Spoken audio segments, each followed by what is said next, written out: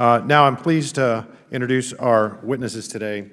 Alex Bosco is a Marine Corps and Army veteran and the founder of SB Tactical and the inventor of the pistol stabilizing brace.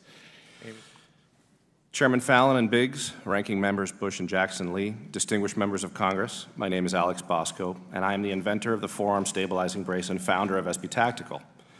As a naturalized citizen, former member of the Army and Marines, and small business owner, it's my high honor to share with you my experience aboard the ATF regulatory roller coaster. My original effort to help a friend, an injured veteran, to safely and accurately participate in pistol shooting and then build a business has put me and millions of law-abiding Americans on a whiplash-inducing regulatory odyssey that has serious consequences, including imprisonment. I urge you and your colleagues to reverse the arbitrary, inconsistent, and capricious action of the ATF. The forearm stabilizing brace, which I originally designed to allow a disabled veteran to more accurately and safely enjoy the sport of pistol shooting, has been used by millions of law-abiding citizens to more safely shoot large pistols. Each SB Tactical product is designed as an orthotic device made out of an elastomer material, basically rubber, and has one or more flaps and a strap to safely secure the firearm to the shooter's forearm. The stabilizing brace is not a force multiplier. It merely adds an additional point of contact at the forearm to more securely hold a firearm.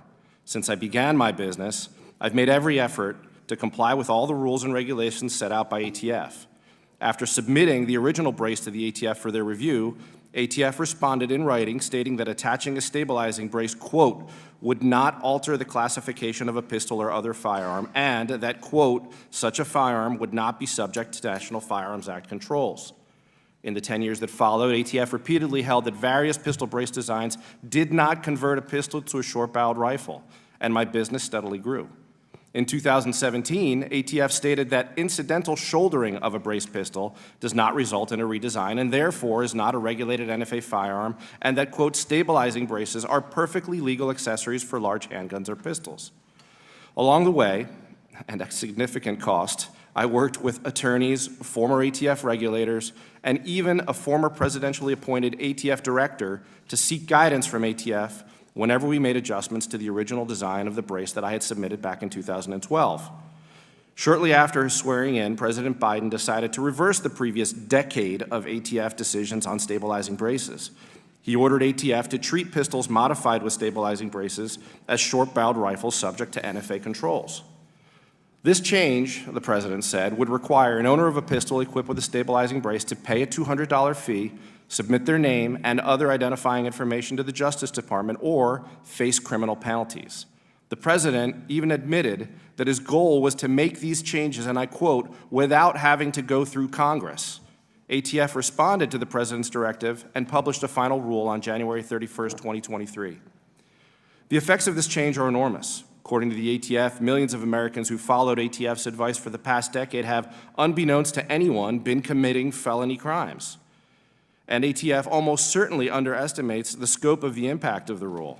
In the final rule, ATF assumes that there are approximately 3 million firearms with attached stabilizing braces in circulation, but ATF failed to include sales after 2020. SB Tactical alone sold more than 2.3 million braces since 2020. Unless this rule is put on hold by Congress or the courts, the company I founded and many others will go out of business soon. Furthermore, responsible gun owners will be harmed. None of them want to run afoul of the NFA as a result of ATF's flip-flop, but neither do they want to purchase new braces when ATF now says that in order to use these braces, people must register in a federal database and submit their photographs and fingerprints to the government. The effects of ATF's rule is to put out of business the industry that ATF itself fostered for 10 years and punish consumers who relied on ATF's prior decisions. Ironically, this rule eliminates an important and widely adopted safety feature that will arguably make the sport of pistol shooting less safe. Ultimately, this rule should be seen for what it is: circumvention of the legislative process. In Federalist Paper 47, James Madison observed that, quote, the accumulation of all powers, legislative, executive, and judiciary in the same hands, may justly be pronounced the very definition of tyranny. It is in Congress that the legislative authority is vested, and the President must faithfully execute those laws. The President and the ATF don't get to do both. I urge Congress to reverse ATF's arbitrary decision, take back its legislative authority, and strike a blow for liberty and good government. Thank you, and I look forward to your questions.